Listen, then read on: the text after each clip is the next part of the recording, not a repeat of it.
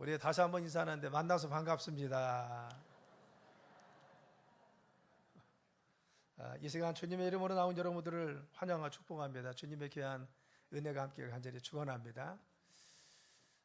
오늘은 하나님은 당신을 사랑하십니다. 하나님의 사랑에 대해서 이야기합니다. 하나님이 가지고 있는 사랑, 이 사랑이라고 하는 것은 굉장히 무궁한 거죠. 근데 사랑에는 여러 가지 종류가 있는 거죠. 그런데 연인 간에 사랑할 수도 있고 또 정말 다른 대상들이 우리를 사랑할 수도 있습니다. 그런데 또 하나님이 사랑하시는 그런 사랑이 있습니다. 또 아버지나 어머니가 우리를 사랑하는 도 있고요. 그리고 형제 간의 사랑도 있습니다. 또 친구 간의 애틋한 사랑을 가지고 돌보고 그리고 가지고 있는 우정도 있습니다. 그런데 이 부성애라고 하는 것이 대단히 중요한데 이 부성애를 가지고 있는 한 물고기가 있는데 가시고기라고는 물고기입니다. 이 가시고기는 무엇이냐? 한 쌍이 같이 살다가 암컷이 알을 낳으면 그 자리를 암컷은 떠나고 수컷이 그 알이 부화할 때까지 그 옆에서 지키고 보호하는 독특한 물고기입니다. 알이 부화되기까지는 약 15일간 걸리는데 이 수컷은 알이 부화되기까지 아무것도 먹지 않습니다. 그리고 산소를 공급해 주기 위해서 계속 저 지느러미를 부채질을 하면서 산소를 공급해 주면서 그들을 바로 먹이는 것을 볼 수가 있습니다. 그리고 또한 다른 어류가 알을 공격하면 여지없이 가서 그들을 물리칩니다. 그래서 알을 보호해서 끝까지 15일 동안 그 알을 보호해서 끝까지 보호하며 부화하게 만드는 겁니다. 시간이 지나고 지날수록 이 아름다웠던 이 물고기는 주인과 헤어지고 나중에는 비닐이 다 벗겨집니다.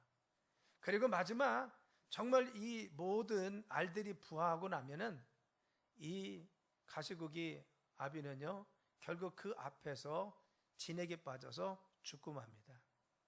그런데 진액에 빠져서 죽고 난 그 어미의 아비의 그 육신은요 어린 물고기들이 가서 자기가 정말 먹이를 사냥하지 못할 때 그 아버지의 발효 같은 정말 이 고기를 먹고 그들이 성체로 자라나서 다시 회생하는 것을 볼 수가 있는 것입니다. 애틋한 부성애를 가지고 있는 것이고 독특하게 아비가 바로 이 자식을 사랑하는 부성애를 그리고 있는 것이 가시고기의 특성인 것입니다. 그런데 이보다 더 큰 아버지의 사랑이 있습니다. 그것이 누구냐? 하나님 아버지가 우리를 사랑하는 것입니다. 물론 가시고기도 최선을 다해서 아버지가 정말 그 새끼를 사랑하고 끝까지 희생합니다. 그리고 우리 부모들도 그렇습니다. 우리 아버지 어머니도 자녀를 위해서 희생하고 헌신합니다. 그런데 더 큰 사랑을 표현한 것이 누구냐? 하나님 아버지의 사랑이라는 것입니다. 오늘 본문의 내용은 그렇죠. 어느 집에 아들이 둘이 있는 가정이 있었습니다. 그런데 첫째 아이는 그래도 착했는데 둘째 아이가 조금 말썽을 부립니다. 어느 날 크고 나자 아버지께 요구합니다. 아버지, 내 나중에 재산, 나에게 줄 수 있는 재산을 지금 떼어서 주세요. 그러면 그 재산을 가지고 내가 무엇인가 해보겠습니다. 라고 하고는 아버지에게 재산을 요구합니다. 당시 관습으로 보면은 아버지가 죽기 전에는 재산을 자녀들이 물려받을 수가 없었다는 것입니다. 그런데 둘째 아들은 발효같이 막무가내로 아버지에게 자기 재산을, 자기 몫을 떼어달라고 바로 막무가내에서 아버지는 결국 그에게 재산을 떼어줍니다. 이 아들은 아버지의 재산을 받자 아버지의 간섭이었고 아버지의 영역이 미치지 않는 먼 나라로 집을 떠나갑니다. 그러나 아버지의 간섭에서 벗어나서 자기 마음대로 그 돈을 쓰기 시작합니다. 그런데 다 쓰고 나서 결국은 아무도 돌보지 못해서 어려움을 당하다가 다시 아버지 집으로 돌아와서 아버지의 사랑 가운데 회복됐다는 말씀이 오늘의 본문의 말씀인 것입니다. 이것을 보통 탕자의 비유라고 합니다. 바로같이 정말 망나니 아들에 대한 이야기다라고 이야기합니다. 그런데 사실 이 말씀을 자세히 보면요 아들의 타락한 모습보다 더 중요한 것은 아버지의 아들에 대한 사랑의 모습입니다. 아버지가 아들을 얼마나 사랑하는지 그리고 아들을 얼마나 기다리는지 아들을 얼마나 이와 같이 사랑하고 애틋하게 생각하는지 아버지의 사랑에 대해서 그리고 있는 것이 본문의 말씀인 것입니다. 우리는 그래서 이 말씀을 통해서 하나님 우리를 사랑하시는 세 가지를 추측해 보려고 하는데 첫째는 뭐냐? 무엇이 아들을 돌아오게 했느냐라고 하는 질문인 것입니다. 여러분, 그 아들은 먼 나라로 갔습니다. 먼 나라 가서 가장 첫 번에 한 것은 무엇입니까? 허랑방탕했다고 성경은 나옵니다. 여기서 허랑방탕했다는 것이 무엇입니까? 술 먹고 술집을 드나다니면서, 그리고 또한 여러 가지 잘못된 일도 하고 친구들과 어울렸다는 겁니다. 그런데 허랑방탕했던 그 삶이 돈이 이제는 점점 떨어지자 친구도 사라지고, 그리고 유흥할 수 있는 비용도 없어졌습니다. 그래서 이제는 돈이 다 떨어지자 그렇게 많았던 친구도 떠나가고 자신이 찾아갈 곳이 없게 되었습니다. 뿐만 아니라 당장 먹고 사는 것도 문제가 되었다는 겁니다. 그리고 그 당시에 어떤 일이 있었느냐? 돈이 다 떨어졌을 때 그 살고 있는 나라에 흉년이 들었습니다. 누구나 다 어려운 시절이기 때문에 어느 누구도 자기를 거두어주지 않았습니다. 그래서 결국은 자기의 목숨을 부지하고, 그리고 먹고 살기 위해서 바로 취직자를 찾았는데, 그것이 돼지 치는 직업을 찾아서 시골로 내려갔다는 겁니다. 왜 이것이 문제가 되었느냐? 당시 돼지를 치는 것은 유대인들에게는 금기사항이었고, 또한 굉장히 이것은 정말 터부시 여기는 것이었습니다. 돼지는 부정한 동물이었기 때문에 돼지는 근처 가지도 않고 돼지고기는 먹지도 않았습니다. 돼지는 키우지도 않았습니다. 그런데 그는 먹고 살기 위해서, 목숨을 붙이기 위해서 이제는 돼지를 키워야 되고, 더 비참한 것은 그것도 먹을 것이 없어서 돼지가 먹는 쥐엄나무 열매를 통해서 배를 채우려고 했는데 그것도 부족해서 늘 굶주리고 있었다고 하는 사실인 것입니다. 여러분, 16절이면은 그가 돼지 먹는 쥐엄 열매로 배를 채우고자 하되 주는 자가 없었다라고 했어요. 늘 허기졌습니다. 그러니까 늘 허덕였습니다. 이것이 부모를 떠난 인간의 삶이라는 거죠. 내가 부모를 떠나면은, 아버지의 간섭이 없으면, 가정에서 벗어나면 내가 정말 행복하고 자유롭게 생각했지만, 그러나 막상 떠나고 나니까 그의 삶에 허덕임이 있었습니다. 만족감이 없었습니다. 그리고 굶주렸습니다. 어느 누구도 자기를 돌보아주지 않았습니다. 그러나 어쩌면 부모를 떠나는 것이 자신의 풍요, 그리고 자유함, 자신이 가지고 있는 정말 자유를 만끽하기 위해서 떠났습니다. 그런데 막상 떠나고 나니까 그의 삶은 가난이 찾아왔습니다. 그리고 철저하게 고독하고 외로운 삶이 시작됩니다. 아무도 그를 돌봐주지 않는, 무인도 떨어진 것 같은 그러한 처절한 삶을 그가 살아갔다는 것입니다. 우리가 잘 알고 있는 러시아의 대문호인 토스토옙스키는 이와 같은 말을 했습니다. 그는 말하기를 뭐라고 했느냐? 우리가 하나님을 떠날 때 우리는 하나님만 떠났다고 사람들은 생각하지만, 그들이 하나님을 떠나는 순간 그들은 모든 것을 잃어버린다는 겁니다. 이 아들이 아버지를 떠났을 때 나는 아버지만 떠났어라고 한 것이 그게 뭐였습니까? 아버지를 떠나는 순간 자기를 돌봐주는 사람도 없었습니다. 아버지의 간섭에서 벗어나자 자기를 책임지는 분도 없었습니다. 내가 힘들고 어려울 때 내 옆에서 힘도 주고, 그리고 내 삶을 돌봐줄 수 있는 그 아버지도 없었습니다. 아버지를 떠난 것은 단지 떠난 것이 아니라 자신의 삶에 위기와 어려움이 있을 때 아무도 자기를 돌봐줄 수가 없었다는 것입니다. 토스토옙스키는 그것을 이야기하고 있습니다. 나는 하나님이 간섭받기 싫어. 나는 신을 믿지 않아. 내 마음대로 살면 되지. 이와같이 우리가 신을 부정하고 하나님 떠난 것은 단지 하나님에게서 벗어난 것뿐만 아니라, 그것이 자유가 아니라 그 뒤에 찾아오는 것은 우리의 삶에 바로 이 절대 자신이 우리를 돌봐주고 지켜주지 않고 보호해주지 않기 때문에 우리는 사막에 떨어진 어린아이와 같이 삶을 외롭고 쓸쓸하고, 그리고 또한 힘들게 살 수밖에 없다고 이야기한 것입니다. 여러분, 그렇습니다. 아버지를 등지는 순간 모든 것을 잃어버렸다는 거죠. 모든 것을 다 잃어버리고 허무한 삶이 되었습니다. 그래서 그의 삶에 흉년이 든 것입니다. 그래서 안식과 평안이 없었다는 겁니다. 여러분, 저 그렇잖아요. 내가 세상을 살아가는데 안식과 평안이 없는 사람이 있습니까? 그 세상에 내가 열심히 살아갔는데 뭔가 허전하고 내 마음이 늘 비어있고 무엇인가 내 마음에 차지하는 것이 있습니까?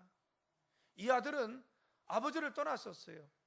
그런데 그의 삶에 바로 이같이 허무함이 찾아왔습니다. 외로움이 찾아왔어요.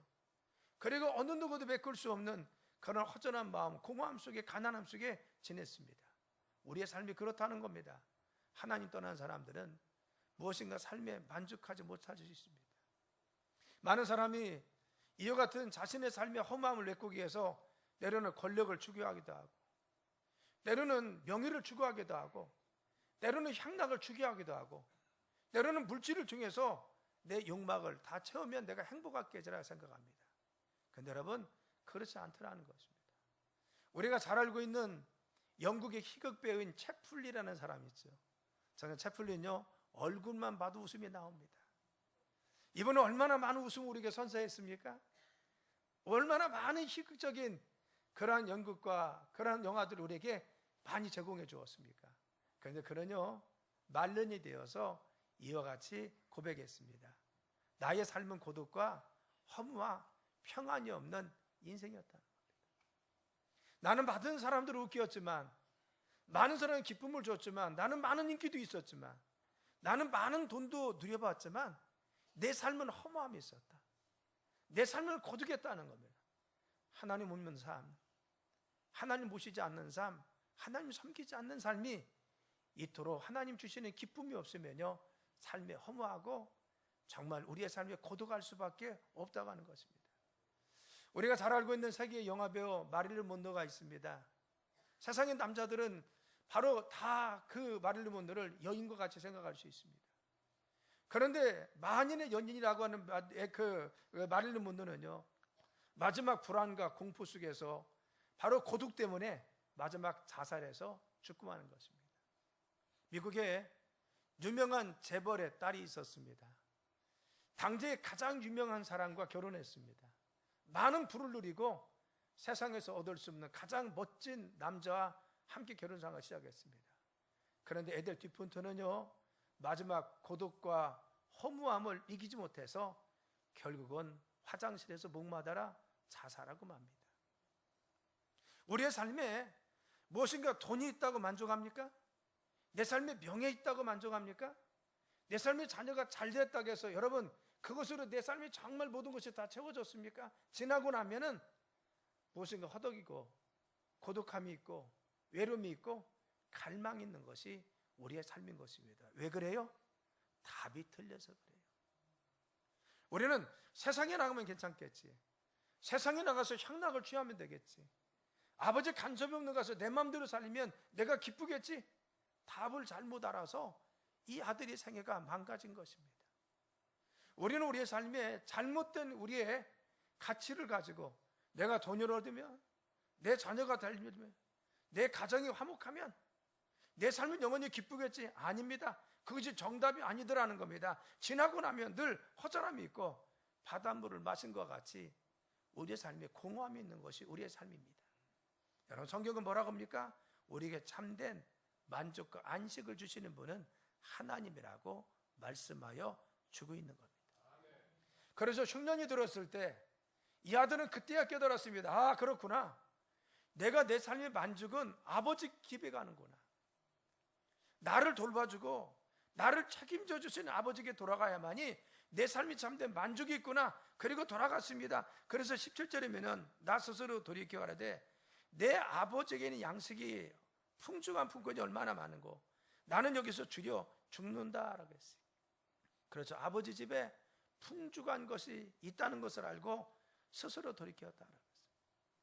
여기서 스스로 돌이켜라는 것은 무엇입니까? 내 자신에게로 돌아갔다. 자아를 회복했다는 겁니다. 나는 아버지 집에 없을 때는 자아를 상실했습니다. 내가 어떤 존재인지, 어떤 것이 내 삶인지, 내가 어떻게 살아야만 잘 사는지, 내가 후회하지 않는 삶이 무엇인지 아버지 집에 있을 때는 그것을 느끼지 못했는데 떠나고 나니까 그것을 알기 시작했어요. 아버지 집에 있을 때는 만족감이 있고 흡족감이 있었는데 떠나고 나니까 아버지 집에 있는 중요성, 아버지 안에 있는 품 안의 그리움, 그 안정감을 누리기 시작했습니다. 그래서 아들은 스스로 돌이켜서 아버지 집으로 돌아오기를 작정했다는 거예요. 우리의 삶의 회복은 어디서 옵니까? 아버지께 다시 돌아갈 때 이와 같은 회복이 있다는 사실을 깨달아야 됩니다. 이 아들이 결국 아버지께 돌아간 것은 자신의 삶의 궁핍과 어려움과 환난이 결국 돌아가게 만들었습니다. 이 철없는 아들, 망나니 같은 아들, 아버지의 은혜를 전혀 깨닫지 못한 아들은요, 흉년이 들고 나니까, 자신의 인생에 곤고함이 오고 나니까, 자신의 삶이 힘들고 나니까, 아버지가 그립구나, 내가 아버지 품에 돌아갔구나, 이걸 느꼈습니다. 여러분 중에 그런 분이 있을 것입니다. 내가 너무 힘들고 어렵지, 내가 지금까지 노력했는데 안 되는 것이 너무 많아, 내가 너무 힘들어. 이 아침에 이 말씀을 들으면서 여러분 중에서는, 그래, 저 모습이 내 모습이지, 내가 그렇잖아, 지금 내가 자녀도 잘 키우고 내가 삶도 이어같이 열심히 살았는데 여전히 나는 만족하지 못하고 다 허덕이고 있잖아, 나는 늘 불안해 있잖아, 미래에 대해서, 죽음 이후에 대해서. 그러면 없습니까? 중요한 것은 이것을 느끼는 것이 우리에게 새로운 시작이라는 것입니다. 이 아들은 자신이 내가 안 되겠구나, 나는 내 인생이 고독하구나, 내가 절박하구나, 이것을 느끼고 아버지 품에 돌아가야 되지. 이때 어떻게 했습니까? 그 아들은 새로운 삶에 출발한 것입니다. 이 세상은요, 70억의 인구가 지금 살고 있어요.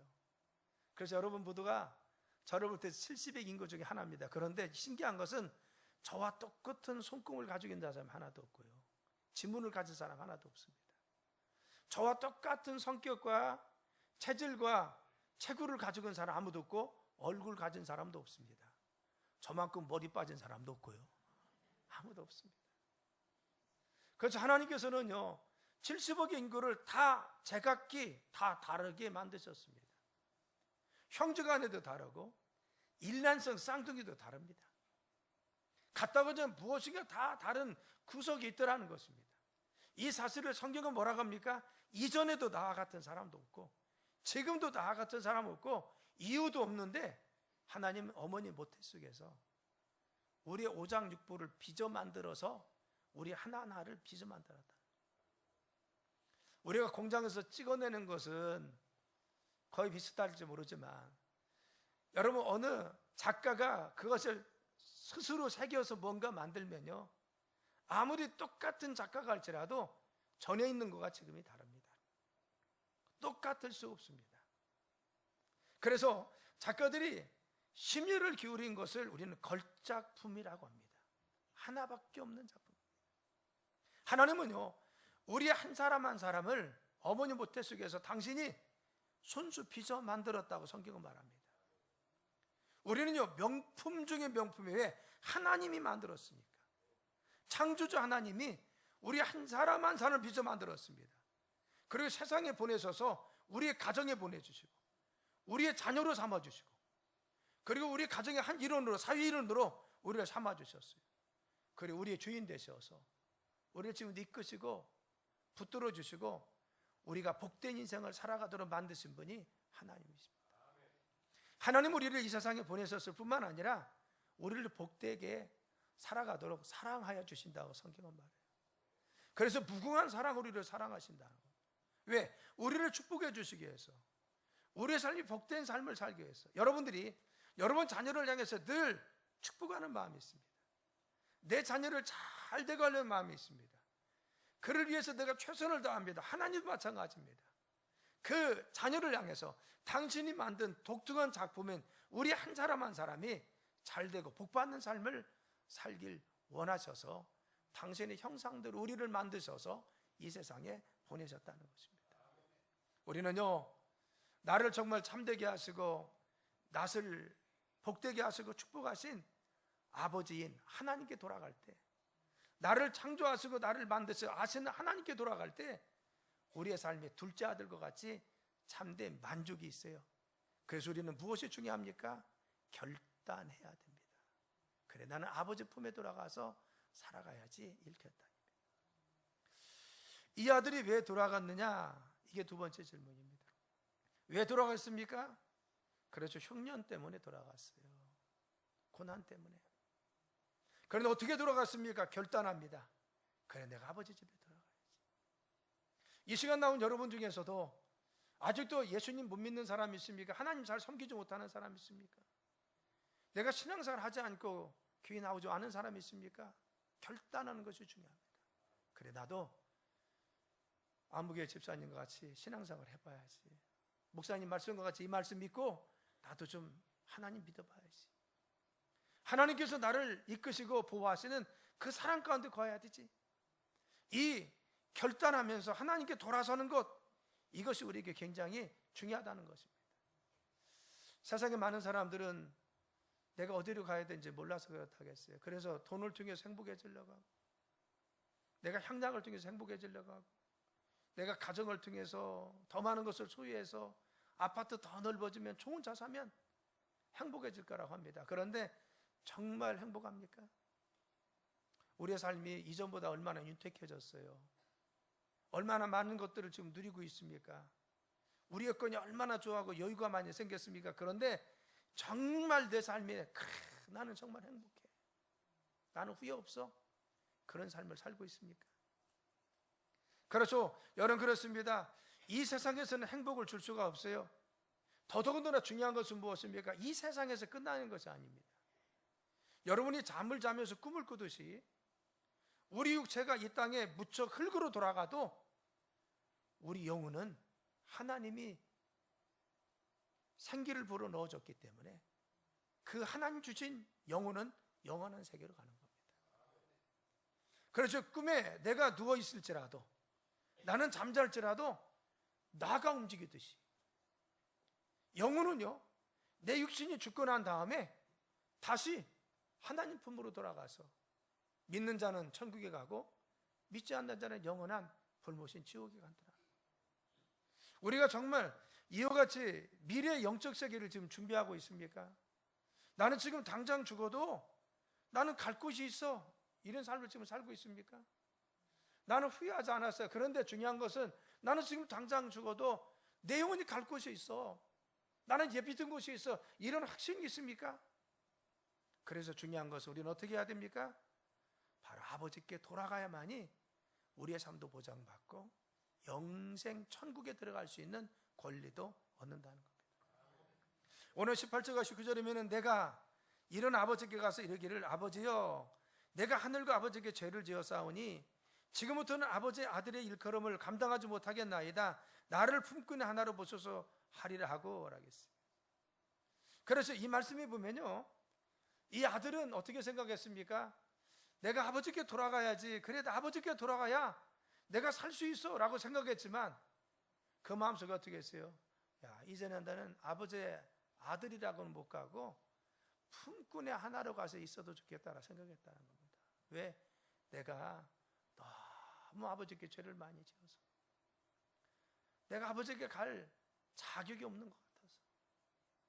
여러분 지금 그럴 겁니다. 그래, 목사님 아무리 말씀해도 내가 죄가 많아서 내 인생 산 것을 알잖아. 근데 내가 어떻게 돌아가? 이런 마음이 있는 사람이죠. 그런데 이 아들은 품꾼으로 있어도 좋으니까 내가 아버지께 가겠다는 겁니다. 그래서 이제 아버지께 돌아갑니다. 그래서 20절에 이에 일어나서 아버지께 돌아가니라. 아직도 거리가 먼데 아버지가 그를 보고 치근 여겨 달려가 목을 안고 입을 맞추었다. 그렇죠. 아들은 지금 아버지가 받아줄려나? 안 받아도 돼. 그냥 밥만 먹게 해주세요. 내가 종으로 살겠습니다. 이러려고 갔는데, 여러분 아버지께 돌아가는데 아버지가 펑 거리에서 자냐고 하니까 아버지가 어떻게 하세요? 달려갔다 하겠어요. 여기서 달려갔다는 것은 뛰어갔다는 것이 아니라 전력 질주했다는 겁니다. 100m 선수가 꼬린쯤을 향해서 전력 질주합니다. 단 그 몇 초밖에 안 되는데요, 그 몇 초를 뛰기 위해서요, 모든 에너지, 자신의 힘, 연습한 걸 다 동원해서 전력 질주합니다. 아버지가 아들을 보자 어떻게 했어요? 전력 질주해서 아들에게 전력 질주합니다. 그리고 치근히 여겼다고 했어요. 여기서 치근히 여겼다는, 내 아들이 너무 말랐구나, 내 아들이 너무 물그리에서 이렇게 황하구나, 내 아들을 얼마나 고생했을까, 이걸 그냥 생각했다는 것이 아니라 컴패션이라는 겁니다. 함께 느꼈다는 겁니다. 이 아들이, 아버지, 나는 아버지께 돌아갈 수가 없어요. 나는 죄인요, 나는 정말 쓸모없는 인간요. 그래, 네가 그런 마음을 가지고 있거나 아버지가 그걸 느꼈어. 아버지, 내가 너무 힘들었어요. 얼마나 힘들어지면 아버지가 돌봐주도 못하니까 내가 얼마나 힘든지 몰라요. 그래, 힘들었구나, 이 마음을 알았다는 겁니다. 그가 죄인됨, 부끄러움, 그리고 또 나약함, 그의 인생에 닥쳤던 위기 속에서 외로움, 그 아버지는 그걸 느끼면서, 자녀가 가지고 있는 아픔을 느끼면서 그 가슴 졸여가면서 같이 느끼며 감정을 느껴서 그 자녀에게 지금 달려가는 겁니다. 그렇지, 측근히 여겨. 컴패션이라. 그리고 가서 잡은 건 무엇입니까? 그의 복을 덥석 안았습니다. 여러분, 복이라는 것은 뭐예요? 복은 생명을 이야기하는 겁니다. 왜 복을 안았을까요? 허리를 앉지 않고 복을 안은 이유가 무엇입니까? 당시에 유대인들은 불효자는 이웃이 돌로 쳐서 죽여야 돼요. 그것이 율법입니다. 부모에게 불효하는 자는 이웃이 그것을 알면 돌로 쳐서 그를 죽이는 겁니다.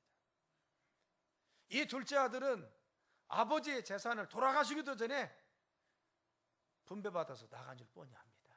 불효자입니다. 나가서 허랑방탕에 다 쓰고 이제는 거짓 물거리에 돌아왔습니다. 어느 누구도 먼저 보기만 하면 돌을 들어서 그를 치면은요, 그는 죽을 수밖에 없습니다. 그래서 아버지는 전력 질주해갑니다. 왜? 다른 사람 뛰어가기 전에, 남들 눈에 발견되기 전에 먼저 가야 됩니다. 왜? 아들의 생명을 살리기 위해서. 그리고 목을 덜써 안았습니다. 왜? 이 생명을 보호하라는 겁니다. 아무도 내 자식 건들지 말라는 겁니다. 내가 이 생명을 보호하겠다는 겁니다. 아버지가 자녀를 얼마나 사랑하는지, 이 생명을 얼마나 귀하게 여기는지 알 수가 있는 것입니다. 거리가 멀다겠어요. 부모는요, 자기 자식 울음소리만 들어도 알잖아요. 제가 예전에 성경 공부하면서 들어보면요, 아이들 옆방에서 노는데 누가 울어. 그는 저는 누구 손인지 구분 되는데 그 중에 한 명은요, 꼭 애기 엄마가 뻘떡이라서 가서 자기 아이 안고 옵니다. 소리만 들어도 알아. 이 둘째 아들이 거짓 몰골이었습니다. 그래, 누더기 옷을 입었습니다. 머리도 헝클어졌을 것입니다. 이전보다 훨씬 더 말랐을 것입니다. 그렇죠, 정말 보기에 험할 정도로 여러 가지 달라진 아들이었지만 아버지는 한 겁니다. 모습이 달라져도, 남들이 아질 못해도 먼 데서 봤는데 그냥 알았어요. 왜? 내 아들이기 때문에. 내 아들이기 때문에. 여기서 거리가 멀다는 것은 먼 거리에 있음에도 알아봤다는 거죠. 여기서 거리가 멀다는 것은 무엇인가? 멀음에도 알아보고 가까이 갔다는 게 뭡니까? 심리적인 거리입니다. 그렇죠, 아버지와 아들 사이에 건너지 못할 강을 건넌 겁니다. 자식이 너무 불효한 겁니다. 아버지 중에 괘씸한 것입니다. 그런데 이토록 둘이 갈라져 있는 것 같을지라도 아버지는 그를 불쌍히 여겨서 그의 마음도 이해하고 그에게 찾아가서 그의 목을 껴안고 이제는 데리고 오는 것입니다. 그리고 어떻게 합니까? 여러분, 어떻게 만드셨어요? 그를 축복해 주는 겁니다. 여러분, 그렇습니다. 우리가 하나님 앞에 돌아올 때, 하나님, 나는 이렇게 죄인이고 잘못했는데요, 난 하나님께 너무 멀어져 있는데요 라고 생각하는 여러분 중에 있을 겁니다. 교회를 다니는 분도 있고, 이 시간 처음 나오신 분 중에서도 하나님, 나 정말 하나님 앞에 고개 들 수가 없어요, 이런 분 있잖아요. 근데 하나님은요, 우리 그걸 하신다는 겁니다. 그리고 달려와요. 우리를 보호하시기 위해서 우리를 안아주십니다. 그래, 하나님의 축복된 자녀 삼아주시고 이 땅에서 주님의 축복을 누리게 하시고 후순만 하나님 보호하심 받기를 원하는 것이고, 아울러 저 천국에 갈 때까지 영생 복락할 수 있도록 우리를 지키시기 위해서 오늘 우리를 불러주셨습니다. 그리고 돌아온 아들 깨어나도 어떻게 했습니까? 20절에 보니까 아버지가 저를 보고 측은역에 달려가 목을 안고 입을 맞추었다 그랬어요. 입을 맞춘 건 뭡니까? 회복이요. 내가 너를 회복해 주었다는 겁니다. 네가 이전에 죄인이었지. 너는 이제 탕자였잖아. 너는 빠져 죽어야 돼. 너는 우리 가문에서 벗어나고 우리 가문에서 파헤쳐져야 돼. 그런 자식이었는데 이제는 아니야. 네가 돌아왔으니까 나는 다시 와. 너를 아들로 삼아. 너는 존귀한 자야, 내 귀중한 아들이야, 입을 맞추는 것은 그를 회복시켜주는 겁니다. 우리가 주님께 돌아가면요, 하나님 우리를 회복시켜 주십니다. 내 삶도, 내 위치도, 내 지위도, 우리의 권세도. 또 좋은 옷을 입혔다고 했어요. 누더기 옷을 벗겼습니다. 종들에게 목욕을 시키라고 했어요. 그리고 또 목욕을 깨끗이 씻고 새 옷을 입히라고 했습니다. 새 옷은 무엇입니까? 용서를 말합니다. 그의 묵은 때를 다 벗기고 헌 옷을 벗겼다는 것은 우리의 죄를 사해 준 거예요. 우리의 묻은 때, 우리의 잘못, 우리의 허물, 우리가 예수님께 돌아가서 예수님께 나가기만 하면 예수님은 예수님 보혈의 능력으로 우리의 죄를 다 사해 주시고 우리를 용서하여 주시는 거예요. 여러분 그렇잖아요. 여러분 자녀들이 좀 잘못했다고 해서 그것 때문에 호적에서 파냅니까? 안 편합니다. 잘못했다면 믿어주고 용서해주고, 그게 아버지 사랑 아니에요. 하나님 그렇다는 겁니다. 우리가 하나님께 불순종하고 하나님의 거역했을지라도, 지금까지 하나님 믿지 않을지라도, 또 내가 하나님 앞에 이와 같은 잘못할지라도 하나님께 돌아와서 하나님 잘못했습니다, 예수님이 나의 죄를 돌아가신 걸 믿습니다, 십자가 보혈의 눈이 나를 씻어주세요라고 하면 하나님 이 시간도 우리의 죄를 씻어주십니다. 새 옷을 입혀주시고 목욕을 시켜주셔서 우리를 회복시켜 주시는 것입니다. 또한 어떻게 했습니까? 손에 가락지를 끼웠어요. 이 가락지는 무엇입니까? 언약입니다. 너는 이제는 내 아들이다. 도장 찍는 거예요. 이전에 내가 집을 나가서 우리 가문에서 옆에 있는 우리 가문의 사람들은 너를 이와 같이 고부적에서 파내려고 했을지라, 아니다, 너는 내 아들이다. 도장을 찍어주는 거예요. 어느 누구도 건들지 못하도록 언약을 세워줘. 또 신발을 신겨줍니다. 이 새 신을 신겨준 건 새 출발입니다. 아들아, 이제는 네가 새 출발하는 것이다. 네가 방탕한 자고 탕자고 거지가 아니라 이제 새 출발하는 것이다. 우리가 주님께 돌아가면요, 하나님께서 우리의 삶을 새 출발하게 해줄 줄 믿습니다. 이전의 실패도 우리의 누더기 된 삶도 다 용서하시고 스타트를 새롭게 하게 하시고, 그래 지금부터 시작해라, 지금부터 시작해라. 이게 예수님께 돌아오는 순간입니다. 우리는 이전에 어땠냐 그게 중요한 것이 아니라 주님께 돌아오면 지금부터 시작하면 돼. 지금부터 주님이 은혜 주시고 사랑 주시고 응답해 주시고 축복해 주셔서 지금부터 우리가 새롭게 시작할 수 있게 새 신발 신겨 주십니다. 그리고 살찐 송아지를 잡아 잔치했어요. 우리의 삶을 풍요하도록 잔치의 삶이 되도록 인도하실 줄 믿습니다. 그러면 우리가 이와 같은 축복을 어떻게 받습니까? 아버지 사랑 어떻게 받습니까? 우리는 이 예수님을 우리 마음속에 받아들이고 오늘 들려주신 말씀을 믿고 예수님께 나오면 우리는 이 하나님 축복을 누릴 수 있다는 것입니다.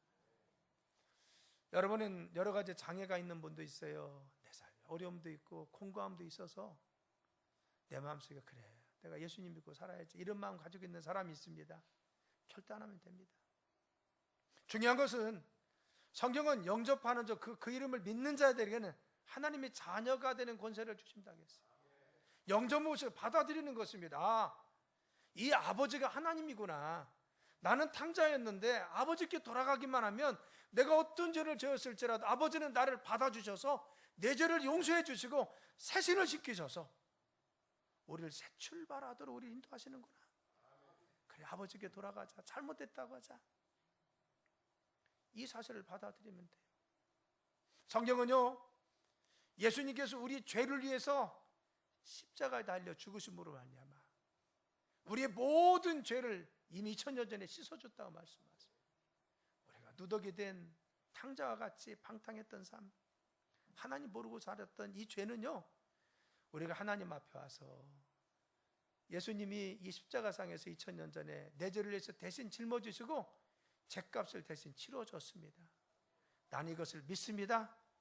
내 죄를 대신 짊어지고 죽으신 예수님을 받아들이고 예수님께 내 죄가 옮겨진 것을 믿으면은, 영접 받아들이면은 하나님의 자녀가 되는 권세를 주신다 했어요. 그래서 우리의 믿음은 간단한 것입니다.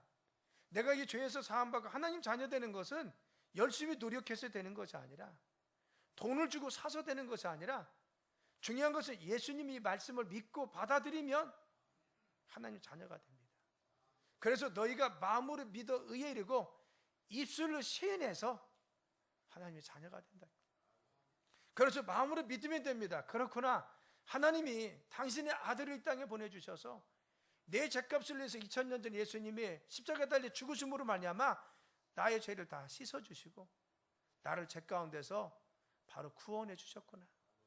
그래서 예수님, 나의 죄를 씻은 예수님, 이 시간 영으로 내 안에 들어오셔서 나를 붙들어 주세요. 우리가 그분을 내 마음속에 받아들이면 우리의 죄를 사함받을 수 있다고 성경은 말씀하고 있는 것입니다. 사랑하는 여러분, 오늘 저는 중요한 성경 66권의 영적인 말씀을 드렸습니다. 그것은 이 성경의 핵심입니다.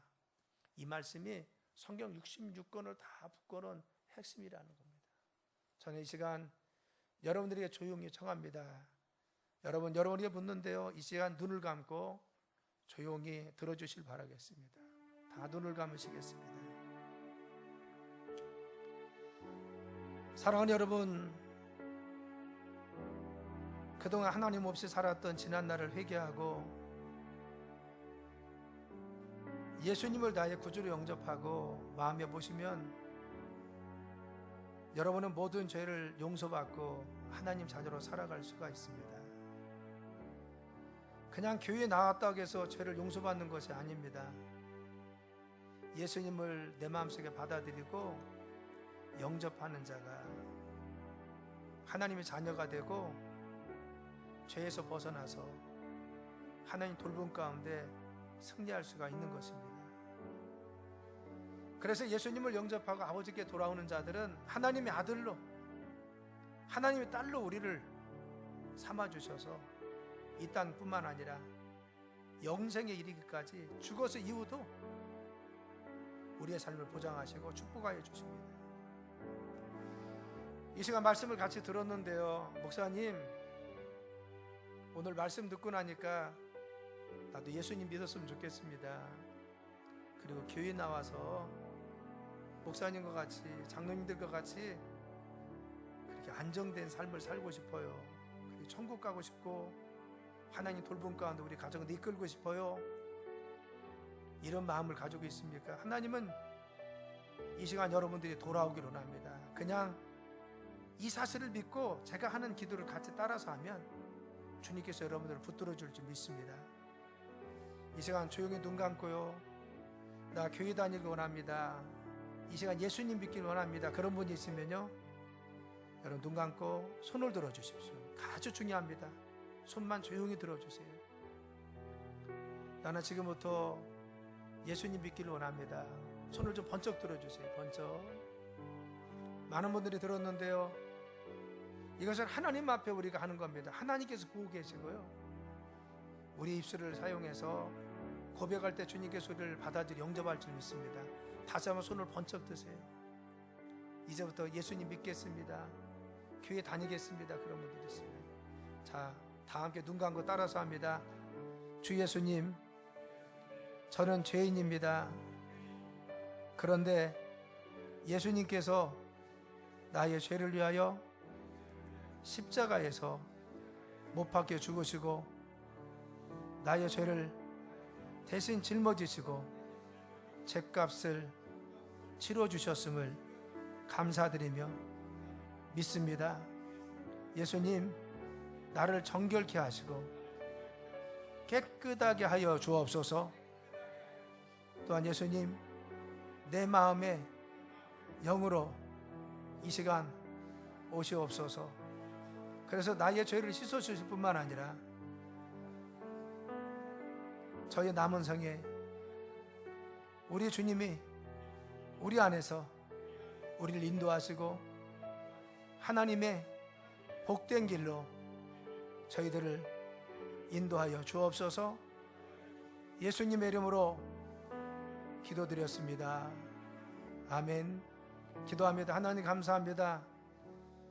이 시간 하나님의 아들, 딸 된 분들을 축하하며 축복합니다.